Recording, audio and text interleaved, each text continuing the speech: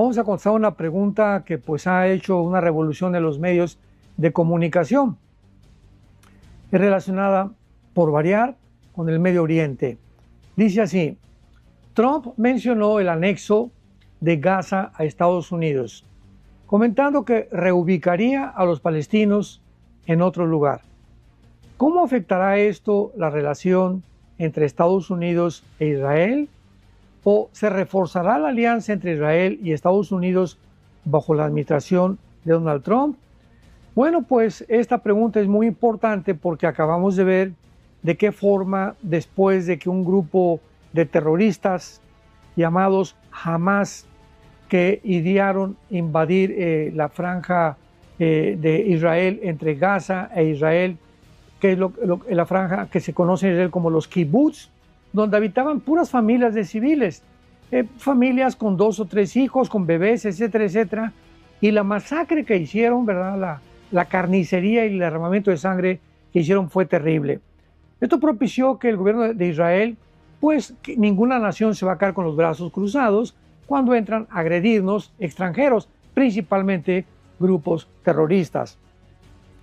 Contestaron, entraron a la ciudad de Gaza y persiguieron al grupo de Hamas, y pues se suscitó una cadena de comentarios que habían cometido genocidio, que estaban a los civiles matándolos, que estaban muriéndose de hambre, tantas mentiras que estaban siendo propagadas por el mismo grupo de Hamas dentro de la ciudad de Gaza. Entonces ahora el presidente Trump, que ha entrado a la administración nueva de Estados Unidos, pues ha decretado, ha dictaminado, cosa que todavía no se llega a un punto oficial, de que Gaza está completamente destruida. Casi habitaban 2 millones de gazaitas o de ciudadanos palestinos ahí. ¿Y de qué forma se le puede ayudar a esa gente? Bueno, pues mientras exista el grupo Hamas o los poquitos que quedan, que todavía mantienen algunos rehenes, nunca se va a poder lograr la paz. ¿Por qué? Porque ellos han jurado en su propia constitución destruir a la nación de Israel. Entonces, ahora se ha propuesto que pues se convierta a Arabia Saudita hace 4 o 5 días. Estamos en la primera semana de marzo del año 2025.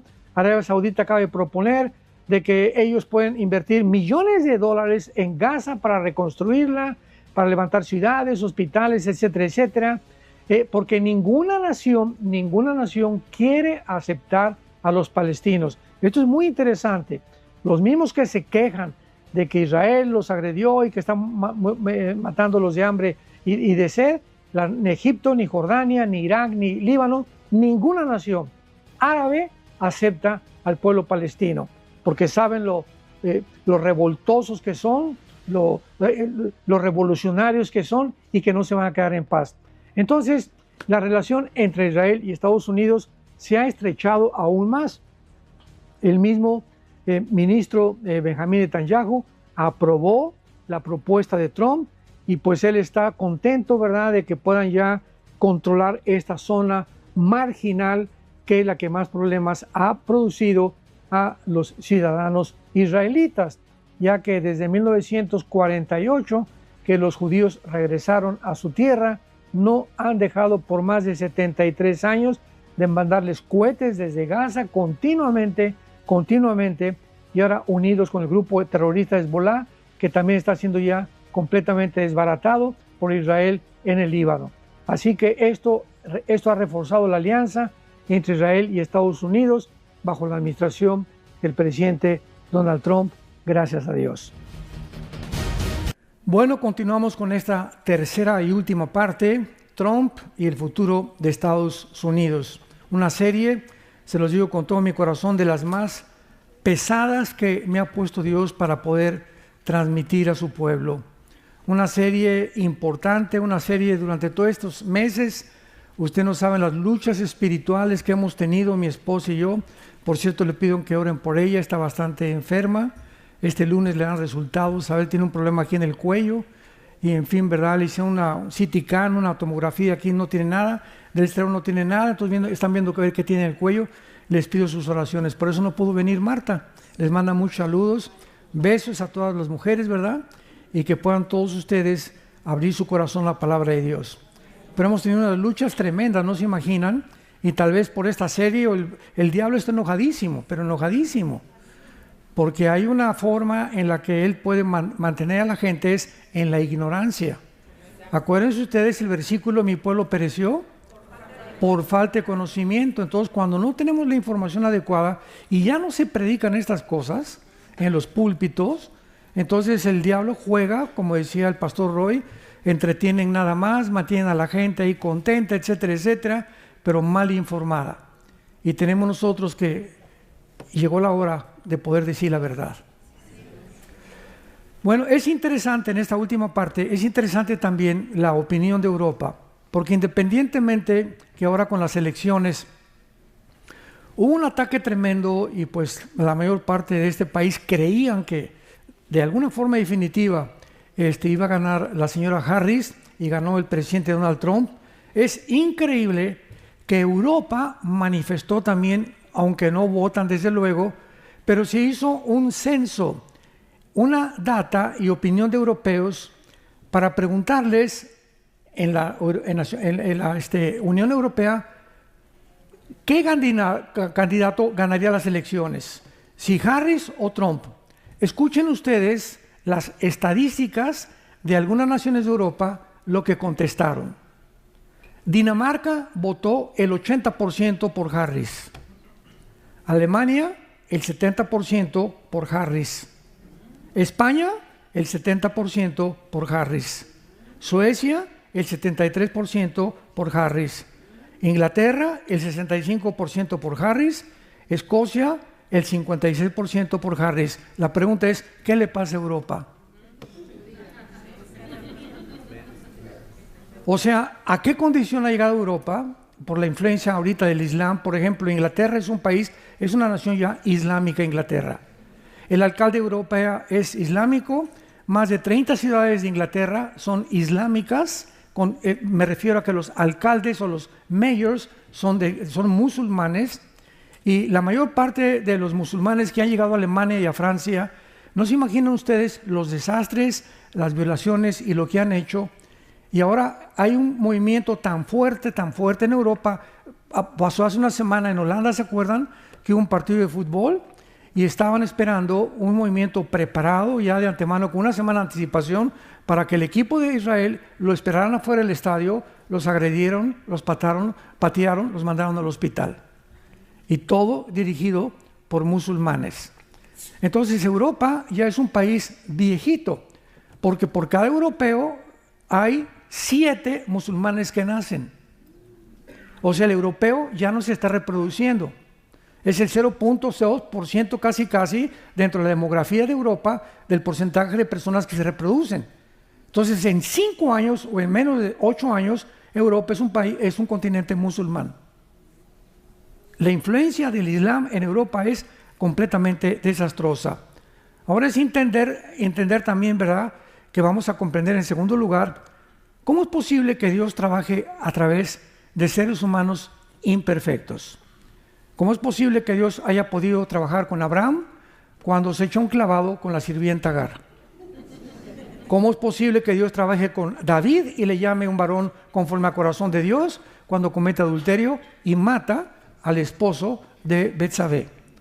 ¿Cómo es posible que Dios haya trabajado con el apóstol Pablo cuando Pablo mató cristianos, perseguía a cristianos y odiaba a los cristianos, y se convierte en el apóstol más grande después de Jesucristo, en el cristiano más grande de toda la historia?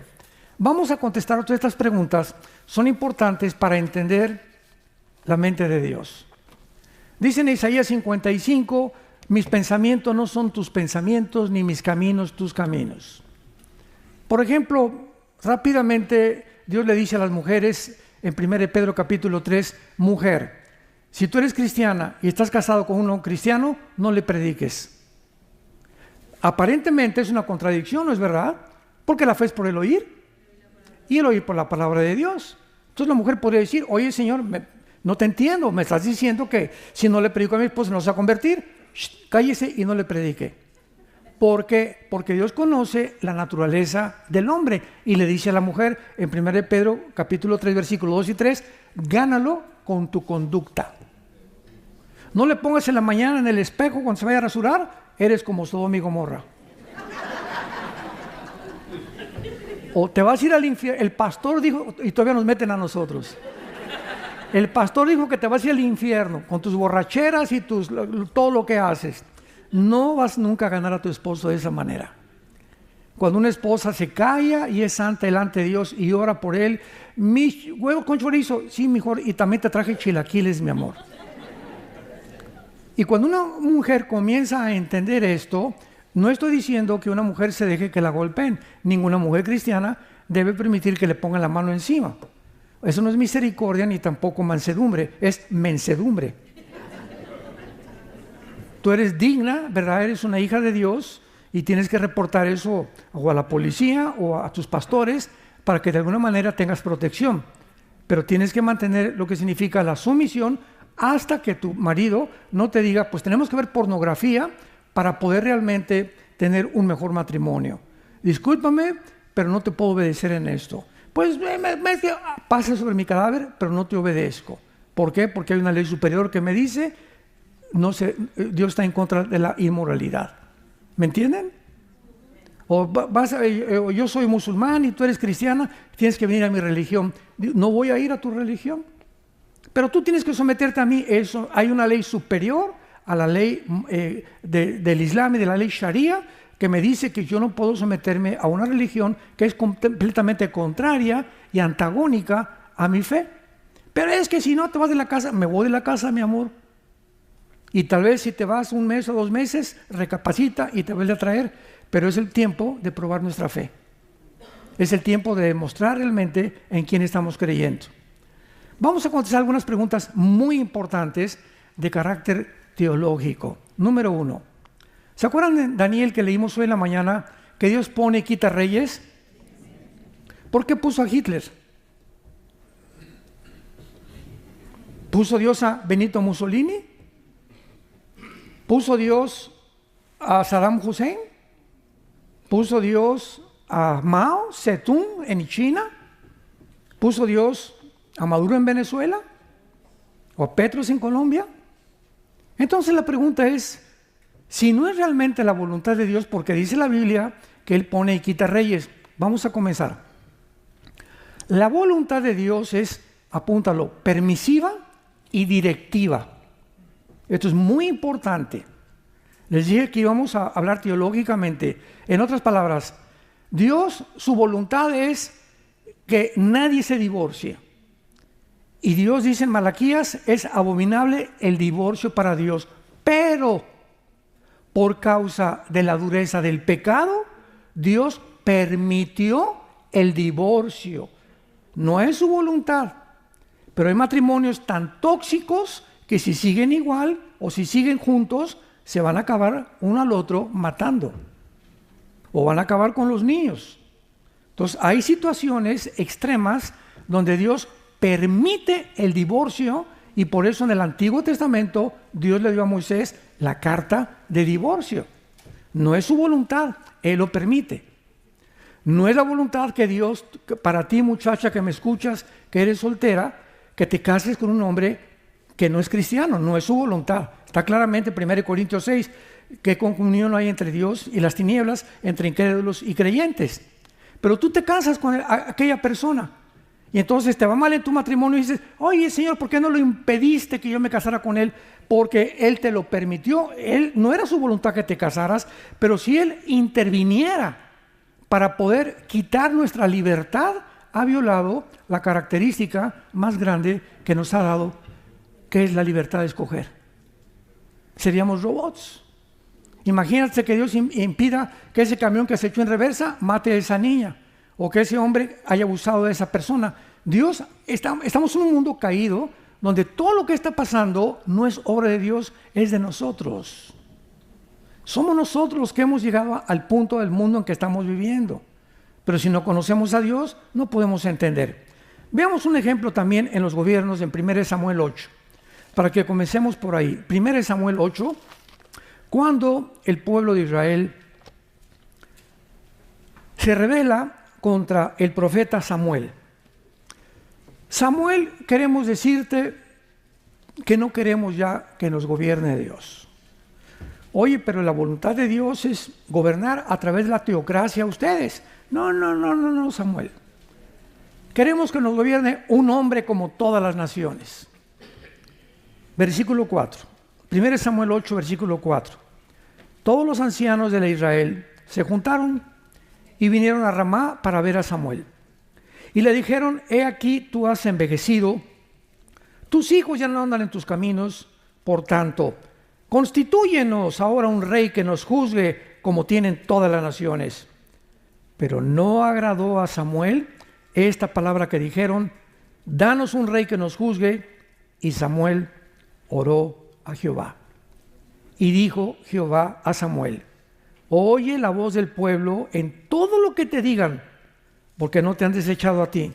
A mí me han desechado para que no reine sobre ellos, conforme a las obras que han hecho desde el día que los saqué de Egipto, dejándome a mí y sirviendo a los dioses ajenos.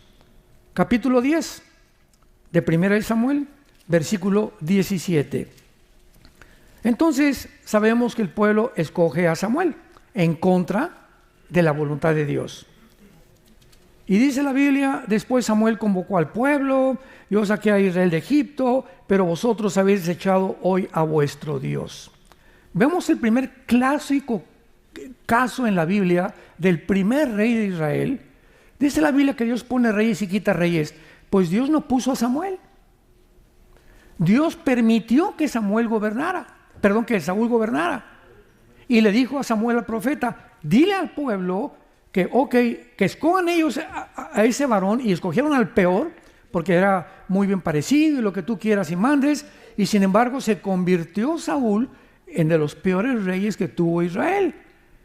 Ahora, en el libro de Amós, más adelante, el profeta Oseas, capítulo 8, versículo 4, Oseas 8:4, vean lo que dice este profeta: ellos establecieron reyes, pero no escogidos por mí. Constituyeron príncipes, mas yo no lo supe.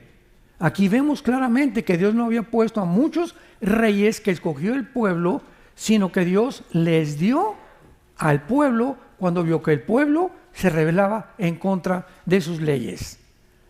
Vayamos al Salmo 106 y veamos otro caso que no fue la voluntad de Dios darle al pueblo cuando se cansaron del maná. Querían cambiar, que les trajeran Pizza Hut. Y dice el Salmo 106, versículo 14 y 15: se entregaron a un deseo desordenado en el desierto y tentaron a Dios en la soledad. Y Él les dio lo que pidieron, mas envió mortandad sobre ellos. Aquí comenzamos a ver un camino de Dios. Cuando Dios ve que un ser humano, mira, Panchito, no es bueno que tú seas gay, que tú seas homosexual. Mira, Martita, no quiero que tú seas lesbiana. Te voy a llevar un mensaje el domingo a una iglesia el domingo, tus padres están orando por ti. Pero cuando Panchito pasa los 30, 35 años de edad, que es más difícil ya que dejen que no es adicción, ¿verdad? Es un problema de demonios en la mente en la que este muchacho o esta muchacha cayó.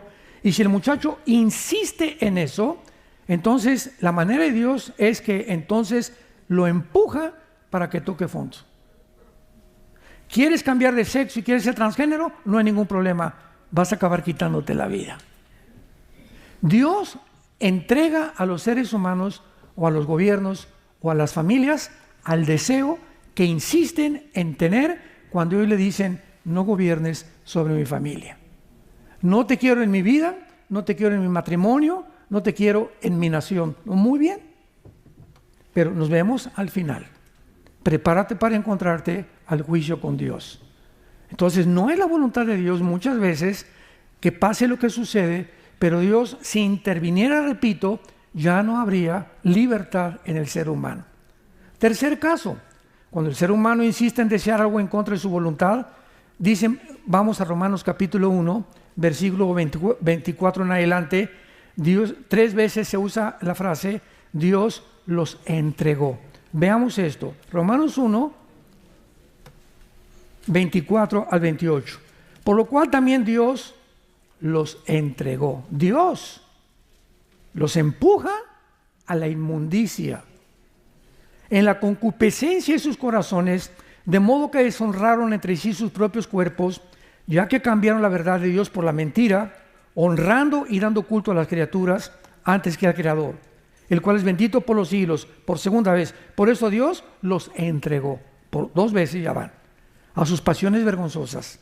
Pues aún sus mujeres cambiaron el uso natural por el que es contra naturaleza, y los hombres también. Dejando el uso natural de la mujer, se encendieron en su lascivia unos con otros, cometiendo hechos vergonzosos, hombres con hombres, y recibiendo en sí mismos la retribución debida a su extravía. Y como ellos no aprobaron tener en cuenta a Dios, en tercer lugar, Dios los entregó a una mente reprobada. ¿Saben qué significa una mente reprobada en el original griego? Una mente reprobada es cuando una persona, cuando un ser humano llega a un punto en su vida en la que ya no discierne entre el bien y entre el mal. Ya no sabe si esto es blanco o es negro. Para él es todo gris. Y cuando una persona ya no discierne y dice, es que yo no soy lo que nací, o yo sé esto, o yo sé aquello, va en contra de la naturaleza, esa persona ya perdió la brújula. Y a lo bueno le llama malo y a lo malo le llama bueno.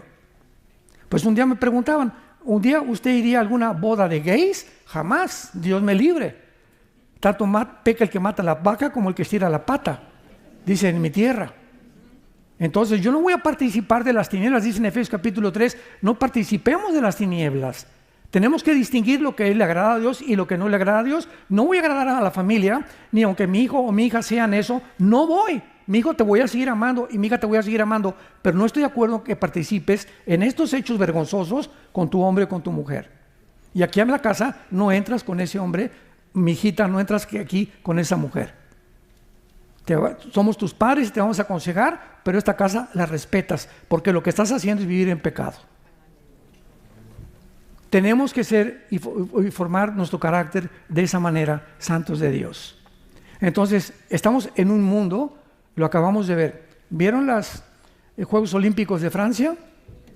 La Santa Cena con una señora gorda judía que es transgénero, con 2 hombres, se ven las fotos, sin calzones, con sus órganos genitales de fuera, con un niño de 6 años junto con él.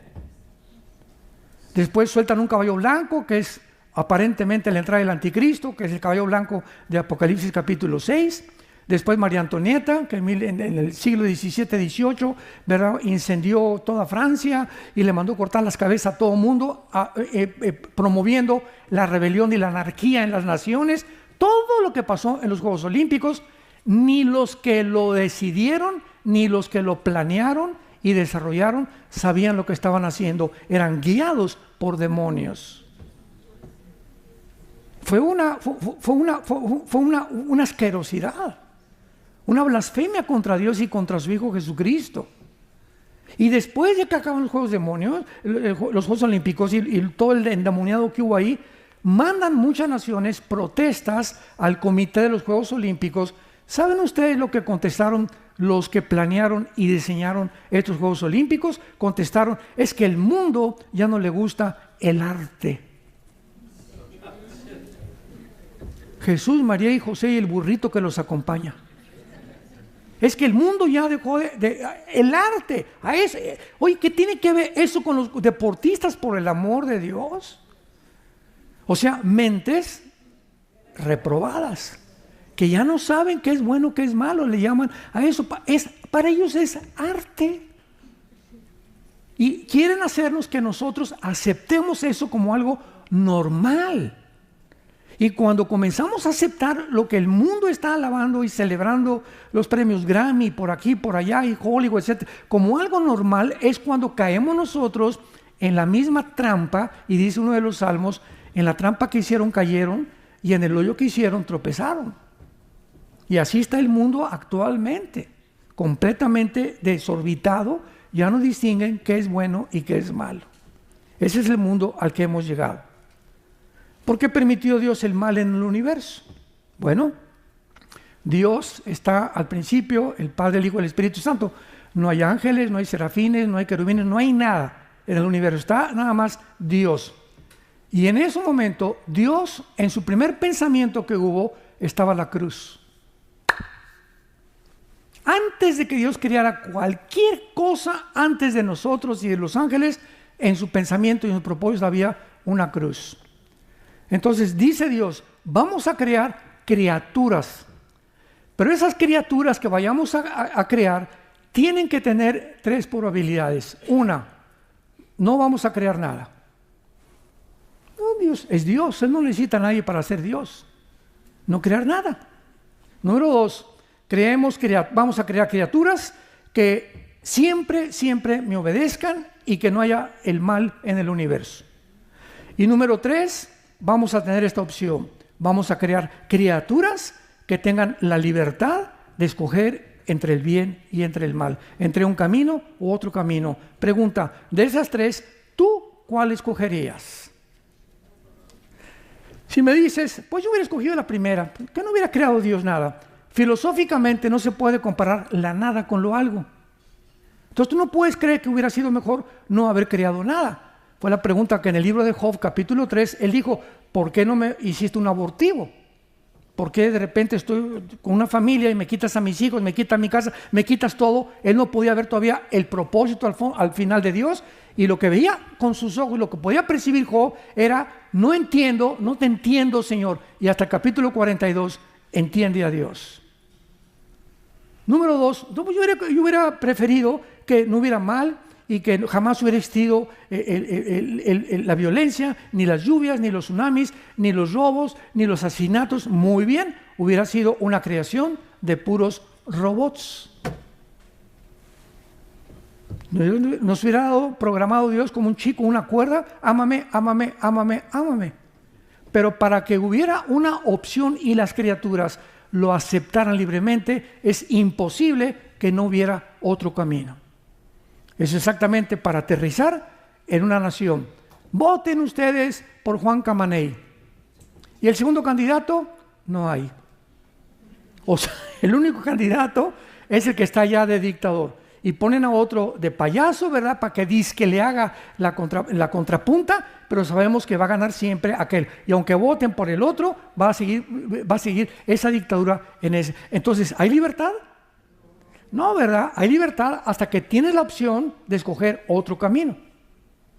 Ahora, ¿cómo podríamos escoger otro camino si no hubiera el mal? ¿Cómo sabríamos que de tal manera amó Dios al mundo si Cristo no hubiera muerto en la cruz? ¿Cómo podíamos considerar y percibir la grandiosidad del amor de Dios si no hubiéramos conocido lo que le hicieron a su Hijo en la cruz? ¿Me van siguiendo? Entonces comenzamos a entrar en la mente de Dios. ¿Por qué Dios permitió el holocausto judío? Yo recuerdo que fuimos con mi esposa y hemos ido como 4 veces a Israel, y en uno de esos viajes entramos al Museo del Holocausto. Tú nos acompañas una vez, ¿verdad? Creo que el último viaje fue el más bonito. A ver si el año que entra vamos a Israel otra vez, si es que se calmaron las cosas. Y en el Museo del Holocausto, estábamos mi esposa y yo viendo, es una cosa tremenda el Holocausto ahí, el museo. Vi a 2 judíos llorando, uno ya grande como 60 y otra señora como de 80 años. Estaban llorando y le decía uno a su esposa, es que ¿dónde estaba Dios con nuestros familiares en el Holocausto? ¿Por qué Dios no hizo nada? Y yo oí esa conversación, la dijo en inglés. Entonces me acerqué a la pareja y le dije, ¿me permiten darles un consejo? Y se voltearon a verme.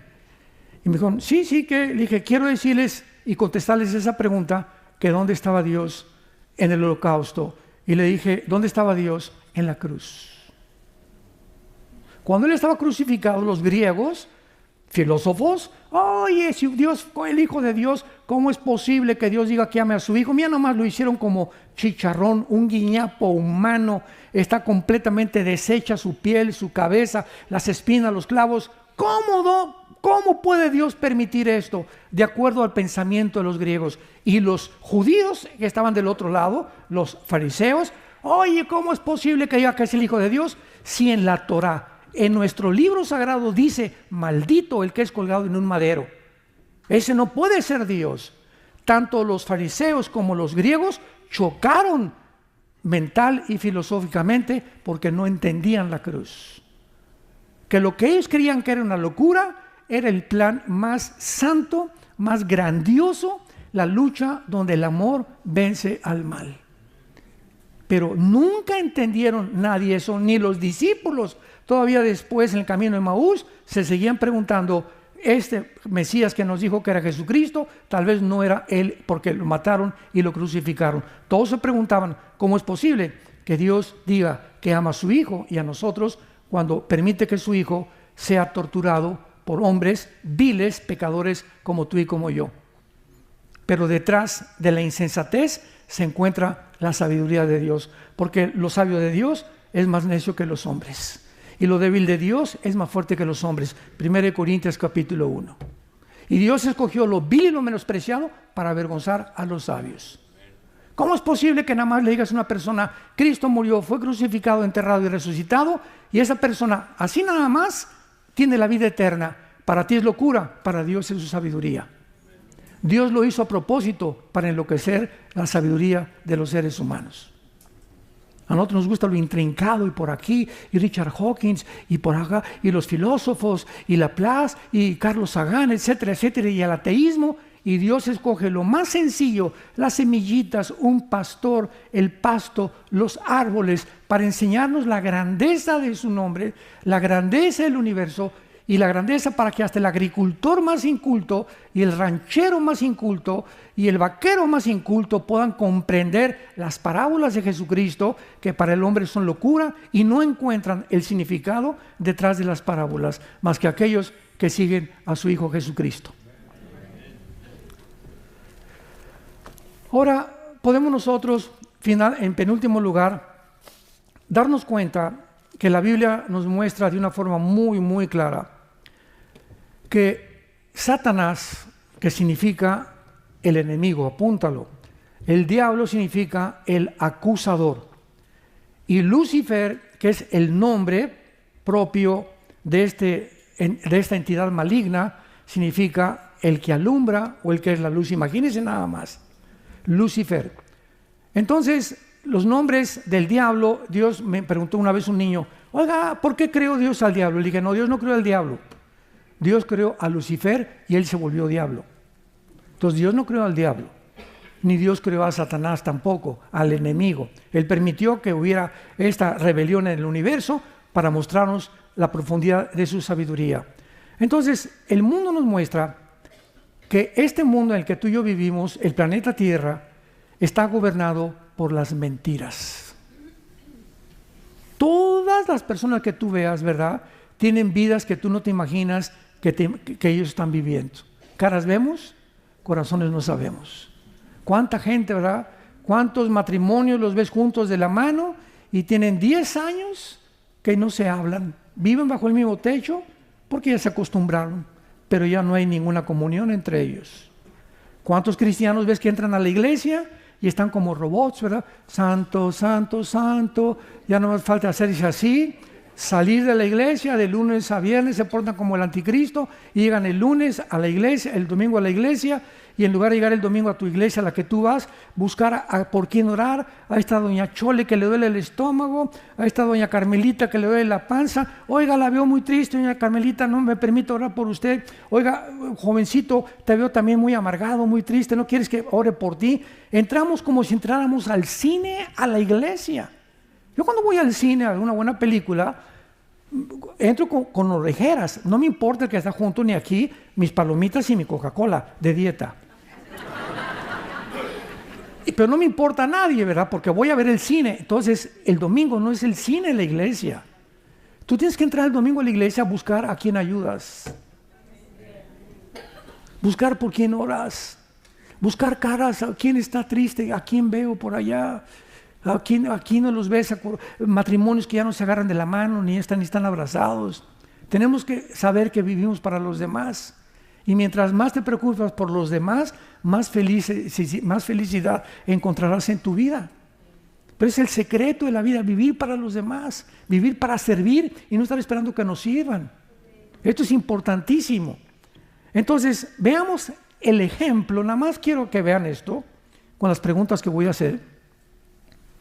de las mentiras que vive el mundo. Número 1, ¿cómo es posible que en el siglo XX hayan creído ciegamente que venimos de Chita?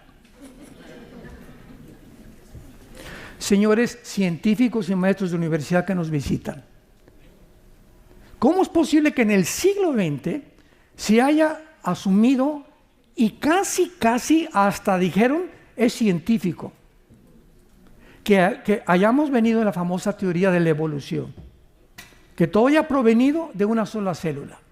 ¿Cómo es posible cuando la biología, los aminoácidos de la vida, que son los ladrillos, han impedido, impiden e impedirán la evolución? Biológicamente, la evolución, ateo que me escuchas, maestro de universidad, es imposible. Físicamente, la segunda ley de la termodinámica tiene un proceso que todo se destruye, todo se oxida, todo se echa a perder, el Sol está perdiendo millones de toneladas de masa. ¿Cuál evolución? No es cierto que haya una evolución en ninguna parte del universo. Todo tiende a un proceso que le llaman la entropía de descomposición. Todos estamos envejeciendo, perdiendo celularmente nuestra vida, el universo, todo se echa a perder, todo se oxida, porque se llama la ley de la entropía y en la Biblia la ley de la corrupción. Y en tercer lugar, 1954, le dan el premio Nobel de Medicina al doctor Hawkins y al doctor Crick y Watson, se los dan norteamericanos porque descubrieron la molécula del ADN, el ácido desoxirribonucleico. Y cuando descubren el ADN, genéticamente es imposible que el esperma de un chango produzca un perro, que un rinoceronte produzca un camello, que un delfín produzca un tiburón, que un águila produzca a un halcón. La genética y las células con las cuales todo está repartido en el mundo, peces, animales y seres humanos, contradicen y echaron abajo la evolución. En 1956, 2 años después, el 60% de los científicos norteamericanos se convirtieron. Y dijeron, yo no puedo seguir enseñando una mentira. Y todavía en algunas universidades se sigue enseñando que venimos de tu comadre la Chita. Increíble, ¿cómo es posible que lo hayamos aceptado? Número 2, ¿cómo es posible que el mundo siga creyendo que el comunismo-socialismo es la respuesta para la mejor sociedad? Cuando el siglo pasado, 100 millones de personas bajo regímenes como la Unión Soviética, bajo Stalin, murieron 20 millones. En la China, bajo Mao Zedong, 45 millones. En Camboya, bajo Pol Pot, 2 millones. En Corea del Norte, Vietnam, Laos, Etiopía, Afganistán, se demostró su fracaso total. ¿Por qué entonces en el siglo XXI, donde nos encontramos, se vuelve a desenterrar el comunismo y el socialismo, inclusive en este país? Gracias a Dios que ya esto está desapareciendo aquí, pero todo el continente americano, como lo vemos, y el continente europeo, creen que la filosofía, cuando se demostró en 1991, cuando cayó la Unión Soviética, la Unión de Repúblicas Socialistas Soviéticas, Mikhail Gorbachev fue con el Papa Juan Pablo II al Vaticano y le dijo, hemos fracasado, el comunismo no puede funcionar por 2 cosas. Número 1, sacamos a Dios de Rusia, de la Unión Soviética, y número 2, nos aislamos del mundo capitalista. Entonces, si ya se demostró que no es viable, que no funciona, que no puede ser ninguna nación sostenida, ¿por qué hemos regresado a establecer, inclusive en este país, un sistema que está completamente corrompido, donde los gobiernos tienden a poder apoderarse de los medios de comunicación, apoderarse de las mentes de los seres humanos, a restringir los medios de expresión, donde hemos visto claramente los abusos que hubo? Por eso fracasó, porque hemos desenterrado otra vez, porque no tenemos otra opción. La democracia tampoco funcionó. Decía Winston Churchill, la democracia es un poquito mejor de los gobiernos, pero no hay gobierno perfecto. Pero el peor es el comunismo-socialismo, donde esta nación estaba cayendo desde Barack Obama, que fue el que quiso poner un socialismo donde el Estado tenga el control sobre las empresas, se convierte en comunismo, donde viene la expropiación privada. En México, el año que entra, comienzan a expropiar las propiedades, si Dios no lo permite. En tercer lugar, ¿cómo es posible que el mundo haya creído en el nazismo? 85 millones de alemanes, escuchen, 85 millones de alemanes, maestros de escuela, universitarios, médicos, abogados, antropólogos, ciencias políticas y todas las disciplinas académicas que me puedas mencionar. Un pueblo cultísimo, un pueblo intelectual, un pueblo preparado. ¿Cómo es posible que el nazismo los haya engañado? 85 millones de personas.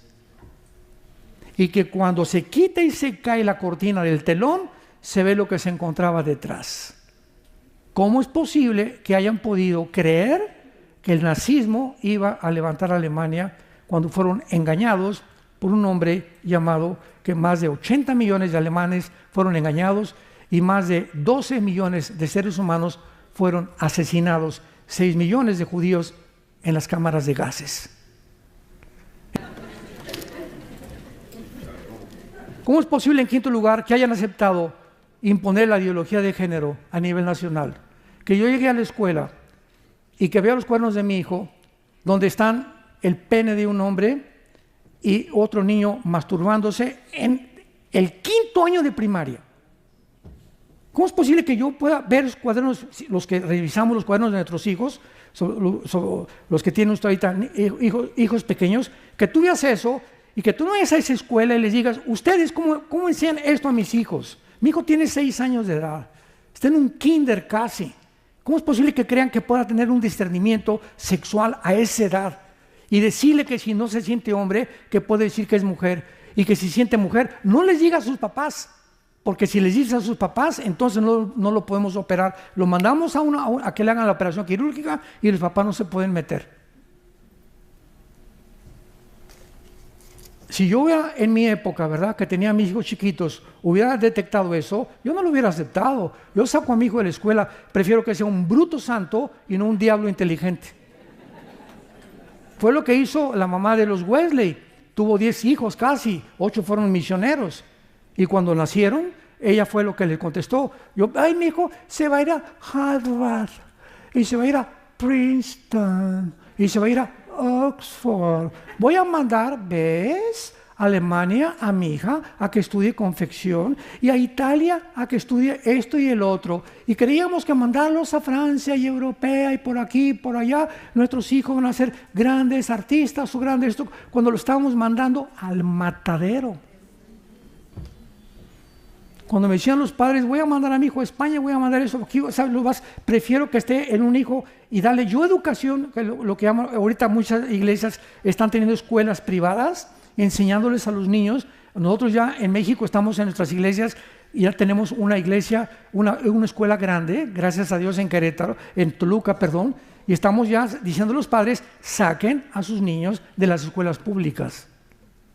Prefiero que mi hijo, no, es que el gobierno no nos revalida los estudios, pues que no nos revalide, porque nos los revalida Dios y no el diablo. Y 1000 veces repito que mi hijo crezca bruto y santo que inteligente y diablo. 1000 veces mejor. ¿Pero por qué lo hemos aceptado? Porque no tenemos la información necesaria, ni tampoco percibimos el mundo como Dios lo percibe. En sexto lugar, ¿cómo es posible que el gobierno norteamericano, bajo el Partido Demócrata, haya autorizado las cirugías transgénero? En cada campaña de Kamala Harris había un camión abortando niños. ¿No lo vieron ustedes en las campañas? Afuera de la calle había un camión patrocinado por los demócratas y gratis todas las mujeres podían durante la campaña venir ahí y estaban abortando niños en los camiones. ¿Cómo es posible, verdad?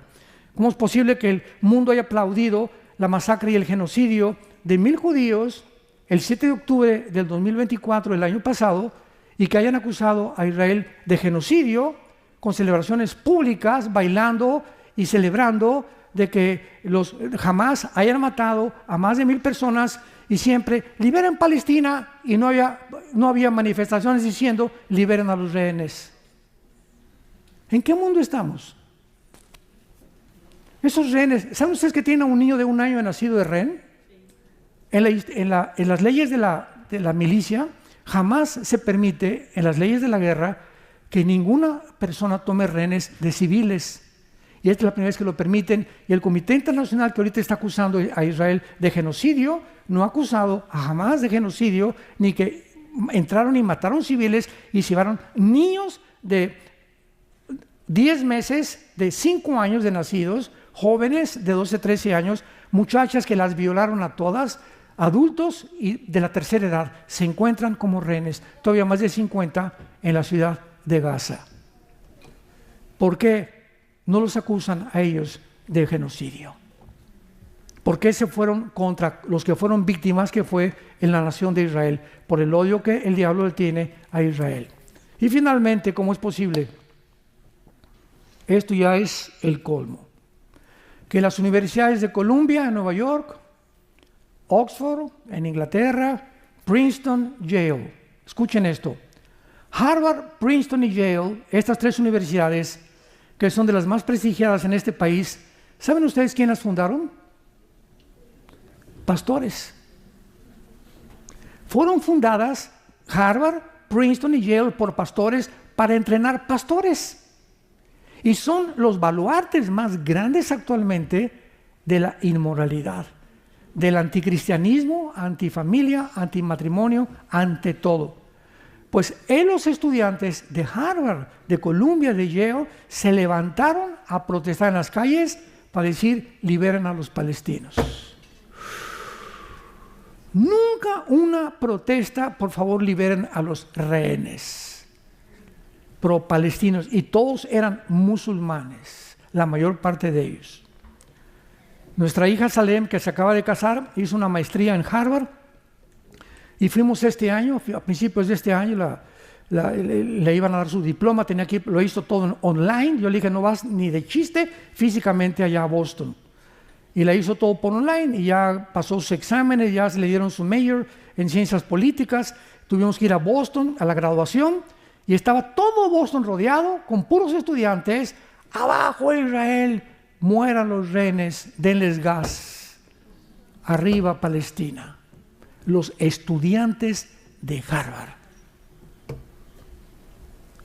Le dije: ya ves, le dije a nuestra hija Salem, le dije: ya viste, ¿por qué no quisimos, y tu mamá y yo oramos para que no pudieras tú ir personalmente a ese centro de enseñanza? Porque está completamente degenerado. Y así hemos llegado a un siglo, hermanos, donde necesitamos abrir los ojos y ya. Ya no es posible que tú como cristiano sigas ciego, ni sepas lo que está pasando en el mundo, y creas todo lo que ves en la televisión y todo lo que oyes en las redes sociales. Ya, abre los ojos, ven a la palabra profética más segura. Acércate más a Dios. Dile: Señor, no entiendo esto, no entiendo aquello. Yo no puedo cambiar a mi hijo, yo no puedo cambiar a mi esposa, a mi esposo, no puedo cambiar San Antonio. Padre Santo, no soy Dios, lo reconozco, tú eres el Altísimo, pero yo quiero vivir cerca de ti. Quiero vivir en tu palabra, Señor. Quiero que me des paz y que cambies a mi hijo, que cambies a mi esposa. Te pido por mi ciudad, pero yo necesito comenzar conmigo. Tenemos que comenzar con nosotros mismos. Ay, hermano, quiero que hable con mi esposa. Y le pregunto: doña Chole, ¿y usted cómo está con el Señor? Usted quiere que ore por su esposo, ¿y usted cómo está? ¿Usted está bien con el Señor? ¿Está caminando con el Señor? ¿Está usted teniendo sus devocionales diarios? ¿Ama al Señor con todo su corazón? ¿Les da un buen ejemplo a sus hijos? Entonces no se vaya preocupando: por mi hijo le pasó esto, y mi hija anda por acá. ¿Y usted? ¿Usted qué? Mientras nosotros no cambiemos y nosotros no seamos transformados por el poder de Dios, no esperemos cambiar a nadie. Una jarra vacía no puede llenar vasos. Tenemos que llenarnos primero nosotros para poder llenar las vidas de la gente alrededor, principalmente de la familia. Si yo estoy vacío, ¿cómo quiero que Dios cambie a mis hijos cuando Dios quiere comenzar con mi propia vida? Para que podamos entender que no podemos ser lámpara de la calle, tristeza de la oscuridad, mientras nosotros vivamos en tinieblas y no obedezcamos a la fe y a la verdad de su palabra. Bendito sea el Dios y Padre de Jesucristo nuestro Señor. Oremos. Que nos ha hecho renacer para una esperanza viva. Padre, te damos las gracias por tan grande salvación que has hecho en nuestras vidas. Y de Jesucristo, el pastor de las ovejas, por la sangre del pacto sempiterno, que nos ruega ahora hacer las cosas que son agradables delante de Él. Dios te pide en este tiempo que nos encontramos, donde nos está dando un recreo corto tal vez, un respiro, cuando la descomposición de este país estaba a punto ya de oler a podrido, donde ya era una basura el gobierno y la sociedad. Dios en su misericordia, como en el tiempo de los jueces, manda a alguien a levantar los altares derribados por reyes malignos. Toda la historia del Antiguo Testamento son reyes, gobernantes que se levantaron contra Dios.